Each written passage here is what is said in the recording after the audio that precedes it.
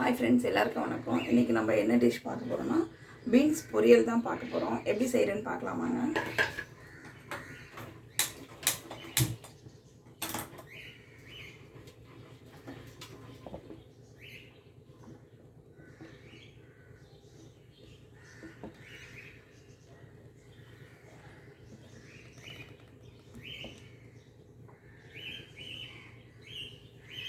ஒரு 3 ஸ்பூன் எண்ணெய் போட்டிருக்கேன். அது கூட கடுகும் சீரகமாக போட்டிருக்கேன்.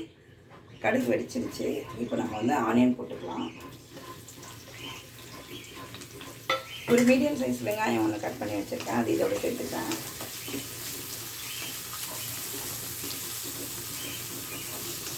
வெங்காயம் நல்லா கோல்டன் கலராக வதங்கி வரட்டும்.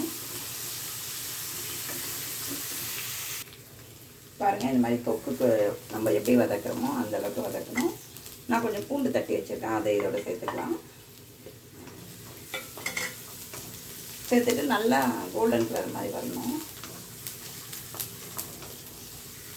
இன்னும் கொஞ்சம் நேரம் வதக்கலாம். பாருங்கள், இந்த அளவுக்கு நல்லா வதங்கிடுச்சு. இந்த ஸ்டேஜில் நம்ம கொஞ்சம் கருவேப்பிலை ஆட் பண்ணிக்கலாம். ஆட் பண்ணிவிட்டு ஒரு மீடியம் சைஸ் தக்காளி நல்லா கட் பண்ணி வச்சுக்கலாம். அதோட சேர்த்துக்கலாம்.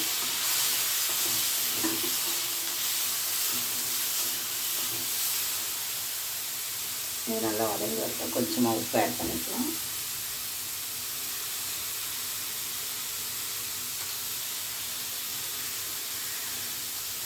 மஞ்சள் பொடி போட்டுக்கலாம்.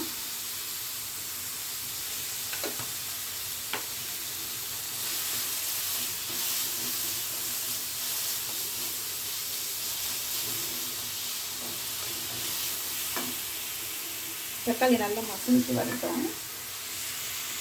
பாருங்கள், இந்த அளவுக்கு நல்லா குழைய வதங்கிடுச்சு. இப்போ பீன்ஸ் இங்கே பாருங்கள், திட்டமாக கட் பண்ணி வச்சுருக்கேன். இந்த அளவுக்கு நம்ம கட் பண்ணி வச்சுக்கலாம். இது 1/4 கிலோ பீன்ஸ் தான். இது இதோடு சேர்த்துக்கலாம்.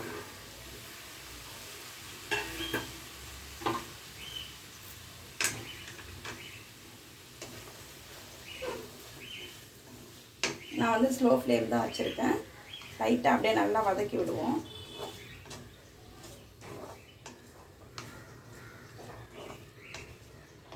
அப்படியே கொஞ்ச நேரம் வதங்கட்டும்.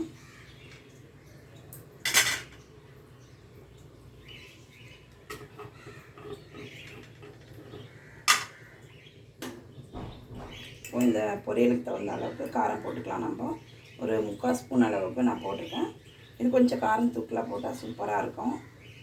உருளைக்கிழங்கு பொரியல் மாதிரி நல்லா இருக்கும். பாருங்கள்,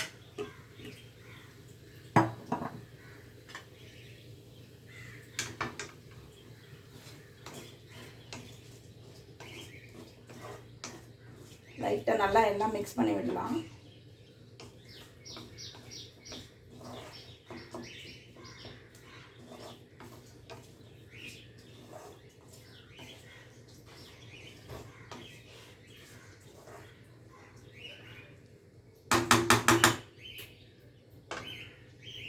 பாருங்கள், இப்போ இந்த காய் வேகிறதுக்கு நம்ம தண்ணி ஆட் பண்ணிக்கலாம்.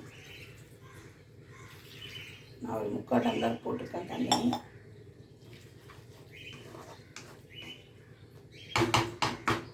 ஒரு 10 நிமிஷம் ஆகும் இது வேகிறதுக்கு. வெயிட் பண்ணலாம். வாங்க, இப்போ எந்த அளவுக்கு காய் வெந்திருக்குன்னு நம்ம பார்ப்போம். நான் ரொம்ப சிம்மில் தான் வச்சுருக்கேன். இந்த காய் வேக கொஞ்சம் டைம் எடுக்கும். அதனால்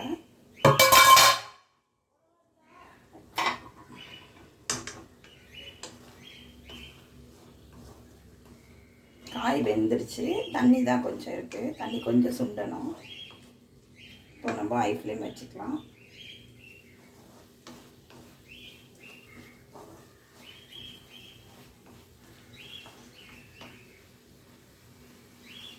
இன்னும் ஒரு 5 மினிட்ஸ் இருக்கட்டும். அப்படியே தண்ணி நல்லா சுண்டி எண்ணெய் பிரிஞ்சு வர அளவுக்கு வெயிட் பண்ணுவோம்.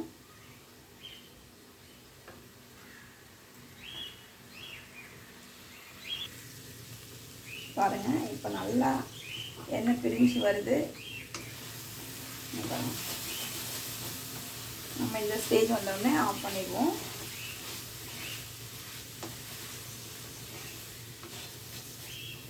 சாம்பார் ரைஸு, ரசம் சாதம், கீரை குழம்பு இதுக்கெல்லாம் நல்லா சூப்பராக இருக்கும். மேட்ச் ஆகும். இந்த மாதிரி பொரியல் பண்ணி செஞ்சு சாப்பிட்டு பாருங்கள் எப்படி இருக்குன்னு சொல்லிட்டு.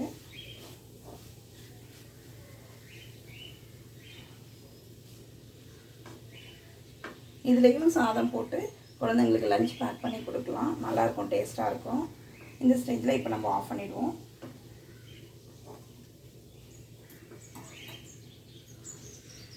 பாருங்கள் எவ்வளோ சூப்பராக வந்திருக்குன்னு சொல்லிட்டு நீங்களும் இதே மாதிரி சமைச்சு பாருங்கள். பிடிச்சிருந்தா லைக் பண்ணுங்கள், சப்ஸ்கிரைப் பண்ணுங்கள், ஷேர் பண்ணுங்கள். தேங்க்யூ.